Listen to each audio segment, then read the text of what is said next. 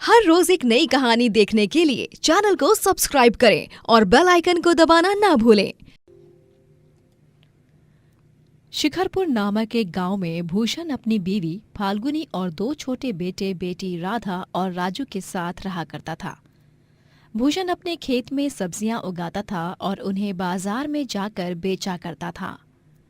सब्जी ले लो, सब्जी ताजा ताजा हरे भरे सब्जी, सब्जी ले लो सब्जी।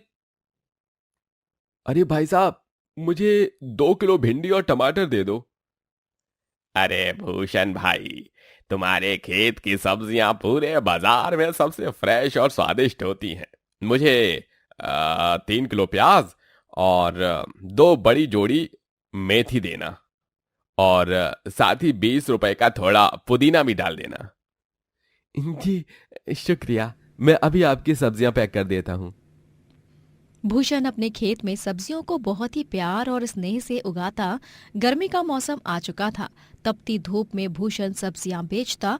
उसकी बीवी उसे रोज जाते समय ठंडा ठंडा नींबू पानी बना कर देती। जल्दी करो फाल्गुनी, मुझे देरी हो रही है बाबा। ये लीजिए, वो पड़ोस वाली लतिका जी है ना, उनके यहाँ फ्रिज से बर्फ लेने गई थी।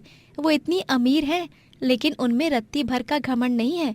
उनके घर गई तभी ऐसे लगा जैसे रेगिस्तान से हिमाचल की पहाड़ियों में चली गई। क्योंकि उनके घर में तो हर तरफ एसी लगी हुई थी। काश हमारे पास भी एसी होता। दिन में सपने मत देखो। और जल्दी से ये नींबू पानी का गिलास मुझे पकड़ा दो, ताकि मैं इसे पीकर सब्जी बेचने के लिए निकलूं। एक तो पहले ही सूरज सर पर चढ़ चुका है और आज बहुत लेट भी हो गया है। भूषण ठंडा ठंडा नींबू पानी पीता है और वो सब्जी बेचने निकल पड़ता है। लेकिन जैसे ही वो घर के बाहर कदम रखता है, अचानक से जमीन में क्रैक्स होने लगते हैं और एक खतरनाक भूकंप आ जाता है जो पूरा गांव तबाह करके रख देता है। आधा गांव उस भयानक भूकंप में खत्म हो जाता है। भूषण, फाल्गुनी और राधा, राजू चारों सही सलामत बच जाते हैं, लेकिन उनका सब कुछ बर्बाद हो चुका था। अब वो सड़क पर आ चुके थे। भीषण गर्मी में वो चारों यहाँ से वहां नंगे पांव भटकते फिरते हैं। माँ, पापा, मेरे पाँव बहुत जल रहे हैं। और मेरे भी माँ पापा। राधा बिटिया, तू मेरे पास आ। राजू बेटा आओ। भूषण राधा को अपनी गोदी में उठाकर चलता है और फाल्गुनी राजू को अपनी गोदी में उठाकर चलती है। दोनों मियाँ बीवी के पैरों पर मानो अंगारों जैसे चटके लगते हैं। उनके आंखों से आंसू निकलते हैं, लेकिन वो दोनों अपने बच्चों के लिए उफ तक नहीं करते। वो सभी एक नदी किनारे रुककर पानी पीते हैं और एक पेड़ की छांव में झोपड़ी बनाकर उसमें रहने लगते हैं। एक झटके में सब कुछ खत्म हो गया। मेरी खेती, मेरा घर, सब कुछ। अब हम कैसे जिएंगे इस जान लेने वाली भयंकर गर्मी में? हमारे बच्चे। जी, आप इस तरह हिम्मत हारेंगे तो कैसे चलेगा भला? हम दोनों अपने बच्चों के लिए मेहनत करेंगे, उन्हें किसी भी चीज की कमी नहीं होने देंगे। फाल्गुनी और भूषण दोनों ही एक अमीर आदमी के यहाँ नौकरों वाला काम ढूंढ लेते हैं और वहीं पर काम करने लगते हैं। उस अमीर आदमी का नाम धनराज होता है और वो अपनी बीवी सागरिका और छोटी बेटी टीना के साथ रहता था। उनके घर में हर एक कमरे में एसी लगा हुआ था। एक दिन जब राजू और राधा दोनों ही अपने माँ पापा संग काम पर आते हैं, तभी वो टीना के कमरे में बाहर चुपके से देखते हैं। टीना, ये लो बेटा, आइसक्रीम, कपकेक और कोल्ड ड्रिंक्स। आराम से बैठकर पियो और अपना फेवरेट कार्टून देखो। इसके बाद स्टडी करना है आपको, ओके बेटा? हाँ मम्मा, मैं एक बार में समझ जाती हूँ। आप बार बार मत बोला करो। मुझे एक ही चीज, मैं कोई दूध पीती बच्ची नहीं हूँ। ठीक है बाबा, जरा कुछ बोलो नहीं कि बस हिटलर बन जाती है। अच्छा, मैं एसी ऑन करके जा रही हूँ। जब ज्यादा ठंडा लगे तब एसी ऑफ कर देना, ओके? ओके।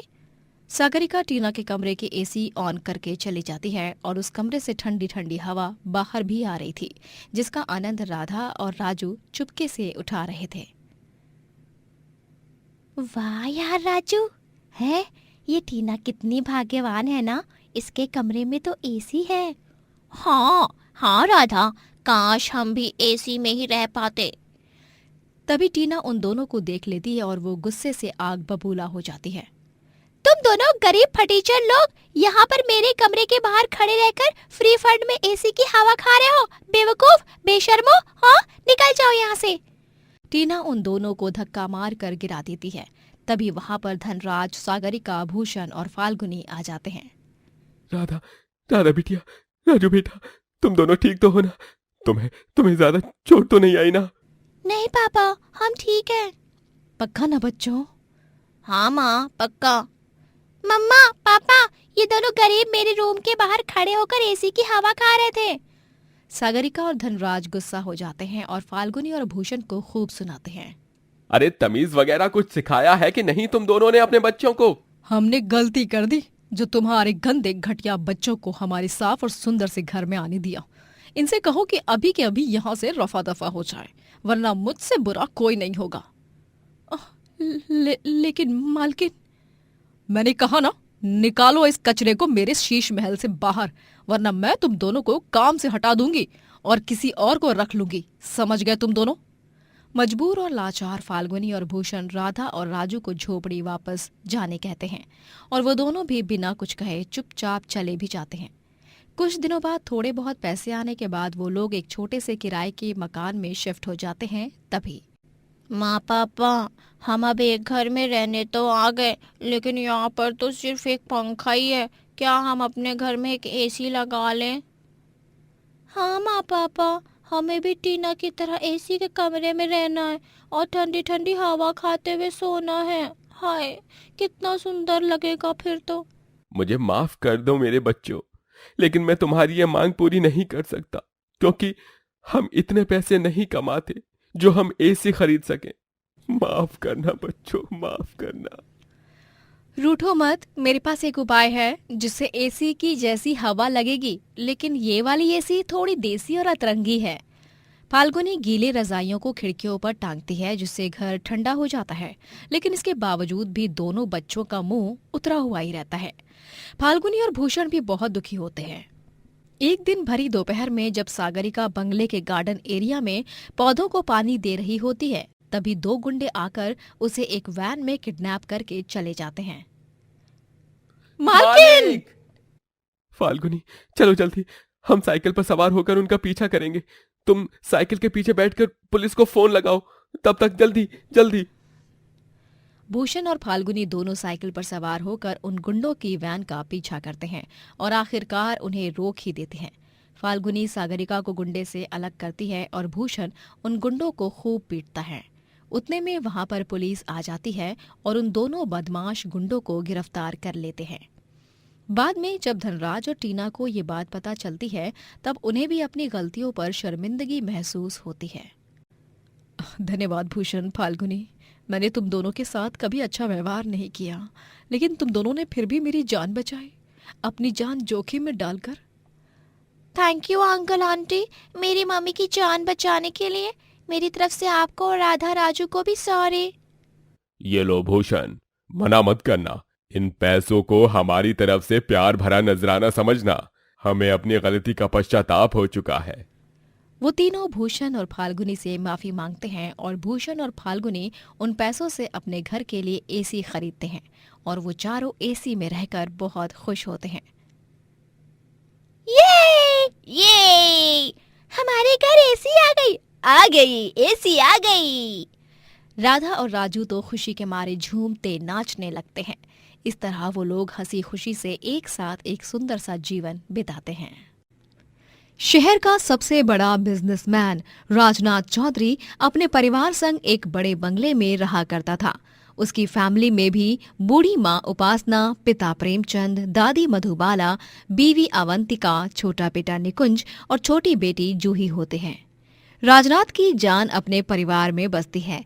वो एक बड़ा बिजनेसमैन होने के बावजूद एक सुपर शेफ भी होता है। वो बहुत ही अच्छा खाना बनाता और उसे कुकिंग में बहुत इंटरेस्ट भी होता। ओवन की घंटी बज चुकी है, इसका मतलब केक अच्छी तरह बेक हो चुकी है। राजनाथ बेकिंग ग्लव्स पहनता है और ओवन में से केक बाहर निकालता है और उसे पाइपिंग बैग और डेकोरेटिव आइटम से सजाता है। वो डाइनिंग रूम में सारा खाना परोसता है और अपनी दादी मधुबाला की आंखों पर पट्टी बांधकर उसे डाइनिंग रूम में ले आता है। अरे चीकू, तू मुझे कहाँ ले जा रहा है? जल्दी से मेरी आंखों की पट्टी उतार दे। And the surprise is here. Dan tan. Madhubala पूरे डाइनिंग रूम की सजावट देख बहुत खुश हो जाती है। पूरा परिवार एक साथ मिलकर उसे उसके 70वें जन्मदिन पर बधाइयां देते हैं। हैप्पी बर्थडे दादी। हैप्पी बर्थडे माँ जी। दादी, मैंने ये सारे आपके मनपसंद पकवान बनाए हैं। आज आपका 70th बर्थडे है, इसलिए आपके फेवरेट डिशेस आपके लाडले चीकू की तरफ से। हाय मेरा चीकू, तो कितना अच्छा है। भगवान तुझे लंबी उम्र दे और खूब तरक्की भी। जुग जुग जियो मेरे लाल। शुक्रिया बेटा। सभी खाना खाने बैठते हैं और मधुबाला अपने बर्थडे केक को भी कट करती है। वाह पापा, आपने तो इतना अच्छा केक बनाया है कि बस पूछिए मत। आपने सारी बेकरीज और केक शॉप को फेल कर दिया। बेस्ट केक पापा। अरे आखिर प्रेमचंद चौधरी का बेटा है, फिर इतना मल्टी टैलेंटेड तो होगा ही ना। बट आई मस्ट से राज, खाना भी बहुत ही स्वादिष्ट बना है। मैं तो कभी कभी सोच में पड़ जाती हूँ कि तुम इतना अच्छा खाना बना कैसे लेते हो। अवंतिका बहू, ये सब तो ये बचपन से सीखते आ रहा है। इतना बड़ा महल जैसा घर होने के बावजूद भी ये किचन रूम में आकर पढ़ाई करता और साथ ही साथ मुझे और बाकी सर्वेंट्स को खाना बनाते हुए देखता, और देख देख कर इसने सीख लिया। पूरे परिवार को खाना बहुत पसंद आता है और सभी राजनाथ की खूब तारीफ करते हैं और उसे शगुन भी देते हैं। राजनाथ अपनी दादी मधुबाला को एक बड़ा सा तोहफा भी देता है। उसके बाद टाइम फॉर अ सेल्फी। चलिए एक फैमिली सेल्फी लेते हैं। राजनाथ अपनी पूरी फैमिली के साथ एक सेल्फी भी क्लिक करता है, लेकिन उसे नहीं पता था कि ये सेल्फी उसके परिवार के साथ आखिरी सेल्फी होने वाली थी। अगले दिन जब राजनाथ एक बिजनेस ट्रिप पर जाता है, तभी उसका बिजनेस राइवल खुफिया तरीके से उसके घर में बॉम्ब प्लांट करवाता है और पूरा परिवार बॉम्ब ब्लास्ट में मर जाता है। जब राजनाथ ट्रिप से वापस लौटता है, तभी वो अपने घर को जलकर राख होते हुए देखता है। नहीं, मेरा परिवार, मेरी दादी, मेरे बच्चे, मेरे माँ पापा, मेरी बीवी, ऐसा नहीं हो सकता। ये क्या हो गया? मैं तो बर्बाद हो गया। नहीं। मिस्टर चौधरी, हिम्मत रखिए। इन्वेस्टिगेशन से कुछ ठोस सबूत हाथ नहीं लगा है। आई थिंक ये ब्लास्ट घर से ही किसी सिलेंडर ब्लास्ट या कोई और रीजन की वजह से हुआ है। पुलिस ऑफिसर्स को बॉम्ब का कोई सबूत नहीं मिलता और उन्हें ऐसा लगता है कि ये ब्लास्ट सिलेंडर के या किसी और कारण की वजह से हुआ है। लेकिन बेचारे राजनाथ की दुनिया एक पल में ही खत्म हो चुकी थी।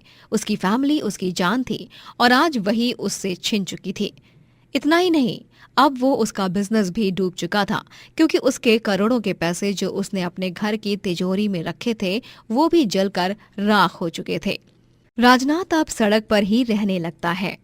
इतना ही नहीं, वो घास और फूस से एक छोटी सी झोपड़ी तैयार करता है और उसी में रहने लगता है। अब मुझे चीकू कहकर कौन पुकारेगा दादी? अब मुझे पापा कौन कहेगा? अवंतिका, मेरा प्यार, पापा, माँ, आप दोनों तो मेरी जान थे। एक पल में मर गया मैं भी। आप सबकी बहुत याद आ रही है, बहुत याद आ रही है। राजनाथ बुरी तरह सदमे में जा चुका था, लेकिन समय के साथ वो थोड़ा थोड़ा ठीक होने लगता है। अपना जीवन यापन करने के लिए वो गांव में नौकरी ढूंढने लगता है। अखबारों में ये न्यूज़ छपने लगती है कि कैसे इतना बड़ा बिजनेसमैन इतना गरीब बन चुका है। अरे ये देखो कौन मेरे पास नौकरी मांगने आया है? इतना बड़ा बिजनेसमैन राजनाथ चौधरी। लेकिन अफसोस, अभी ये अमीर नहीं रहा। इसकी हालत तो बद से बदतर हो चुकी है। अब तो ये हमसे भी ज्यादा गरीब हो चुका है बेचारा।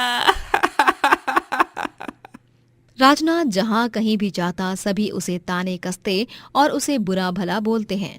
उसे बहुत बुरा लगता है, लेकिन वो इस हालत में था कि वो किसी को कुछ भी नहीं बोल पाता। राजनाथ पूरे एक हफ्ते तक गांव में जगह जगह पर जाकर नौकरी ढूंढता है, लेकिन लोग इतने बुरे होते हैं कि वो उसे जानबूझकर नौकरी नहीं देते। हर तरफ से ठोकर खाने से राजनाथ बहुत टूट जाता है और वो एक ब्रिज पर अपनी जान देने जाता है। अरे मुझे नहीं जीना।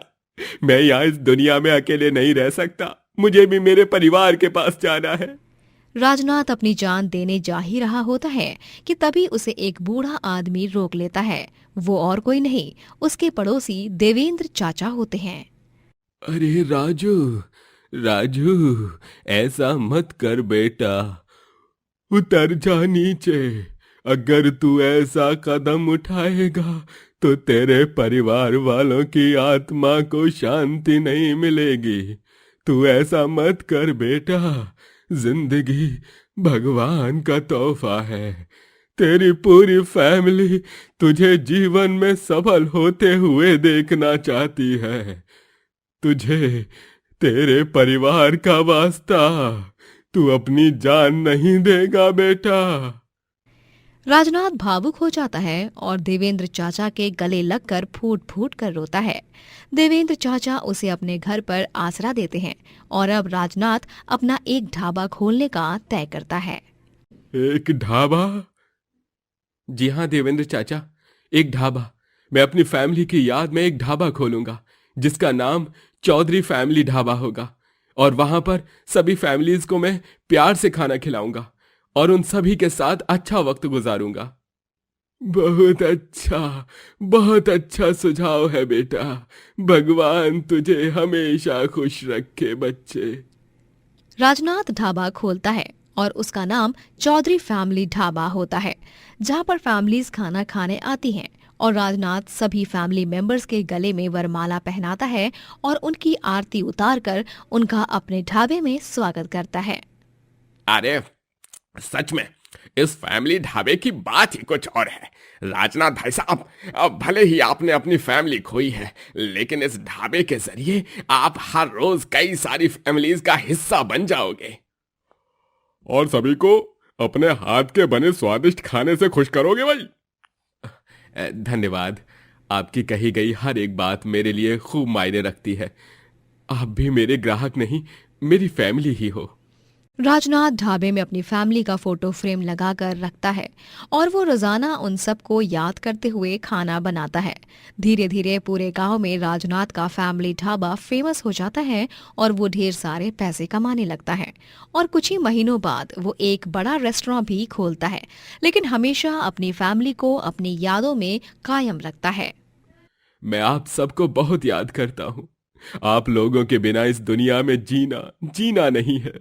हर एक दिन, हर एक मिनट, हर एक सेकंड मेरे लिए मुश्किल से भी कई गुना ज्यादा मुश्किल है, लेकिन मैं हिम्मत नहीं हारूंगा। मैं जानता हूं दादी, जूही, निकुंज, माँ, पापा, अवंतिका, आप सब मेरे साथ ही हो हमेशा। I love you my family, miss you so much. Rajnath फिर से जीवन में भरपूर तरक्की करता है और इंडिया के सबसे ज्यादा रेस्टोरेंट चेन ओपन करने वाला पहला आदमी बन जाता है।